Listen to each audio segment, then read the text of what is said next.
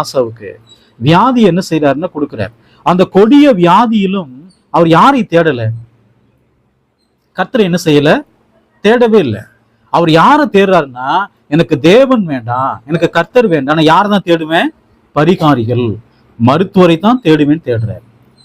அங்கே நடந்த சம்பவம் வேற மாதிரியான சம்பவம்.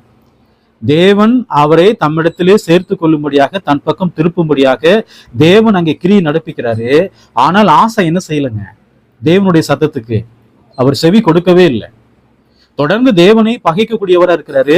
தொடர்ந்து யாரை தேடக்கூடியவரா இருக்கிறாரு? பரிகாரிகள். அதனாலே அவர் என்ன ஆயிட்டாருங்க? செத்து போயிட்டார். இந்த வசனத்தை காட்டுவான். நீங்க தேவனை தேடாம மருத்துவமனைக்கு போனீங்கன்னா தேவன் உங்களை என்ன செஞ்சிருவாரு? கொண்டு போட்டுருவாரு. உங்களுக்கு ஒரு வியாதி வருதா, நீங்க என்ன செய்யுங்க? வீட்டுல முழங்கால் போட்டு நல்லா உபவாசம் பண்ணி என்ன பண்ணுங்க? ஜெபம் பண்ணுங்கள்.